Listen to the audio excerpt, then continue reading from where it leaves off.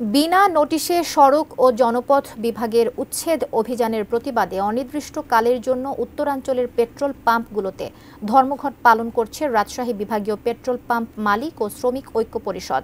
নগরীর গুলগফুর petrol pump থেকে যুক্ত হবেন সহকর্মী বুলবুল হাবিব। বুলবুল হাবিব, তাদের দাবিগুলো আসলে কি নিয়ে তারা এগুলো করছে এবং সংশ্লিষ্ট কর্তৃপক্ষ এই বিষয়গুলো জানে কিনা, কি বলবেন?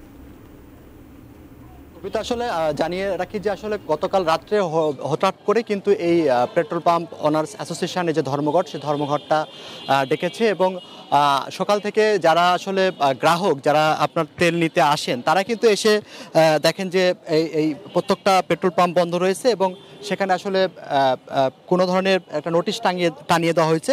তারা যেটা বলছে যে গতকাল সান্তাহারে দুইটা পেট্রোল পাম্প বিনা নোটিশে সড়ক ও জনপথ অধিদপ্তর উচ্ছেদ করেছে, তার প্রতিবাদে তাদের এই ধর্মঘট। এখন এখানকার যারা মালিক অ্যাসোসিয়েশনে রয়েছেন, পেট্রোল পাম্প ওনার্স মালিক অ্যাসোসিয়েশন, তাদের সাথে কথা বলেছে। তারা যেটা বলছেন যে তারা আসলে পেট্রোলিয়াম কর্পোরেশন বিপিসির সাথে তারা কথা বলার চেষ্টা করছে, যাতে এই বিষয়টা আসলে দ্রুত মিটিয়ে ফেলা যায়, যাতে হুটহাট করে কোনোভাবেই এই ধরনের উচ্ছেদ অভিযান পরিচালনা না করে, যাতে এই উচ্ছেদ অভিযান করলে তারা আসলে উচ্ছেদ আতঙ্কে থাকে, তারা ঠিকভাবে যে ব্যবসা সেই ব্যবসাগুলো করতে পারে না, এরকম একটা আতঙ্কের মধ্যে রয়েছে। তবে তারা চেষ্টা করছে যে আসলে বিপিসির চেয়ারম্যানের সাথে কথা বলে এই বিষয়টা দ্রুত সমাধান করার জন্য। তো আপনি কি একটু দেখেন যে অনেক গ্রাহক তারা কিন্তু পেট্রোল নেওয়ার জন্য এসে অপেক্ষা করছে পেট্রোল, কারণ তারা জানে না, সকালে এসে পেট্রোল পাম্পে এসে দেখছে যে এরকমভাবে পেট্রোল পাম্প বন্ধ রয়েছে, তেল নিতে পারছে না। তো একটু বলবেন আপনি কোথা থেকে আসছেন, কি আপনি কি জানতেন কি না? না, আসলে আমি ভাইয়া রাজশাহী ইউনিভার্সিটির পাশে আমার বাসা, আমার এখানে আসতে 4 কিলোমিটার দূরত্ব। আমি ঘুম থেকে উঠে মোটরসাইকেল বের করেছি কর্মস্থলে যাওয়ার জন্য, এখন দেখতেছি এসে এই অবস্থা।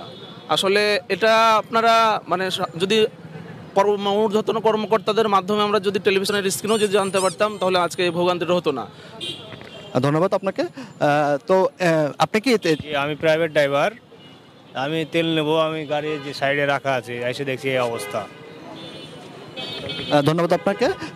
তো কবিতা, আসলে এই যে ভোগান্তি, সেটা কিন্তু এই ভোগান্তিটা গ্রাহক যারা তারা পোহাচ্ছেন, তারা কিন্তু এই সমস্যাটার দ্রুত সমাধানের জন্য বলছেন, যাতে এই ভোগান্তিটা থেকে তারা মুক্তি পায়।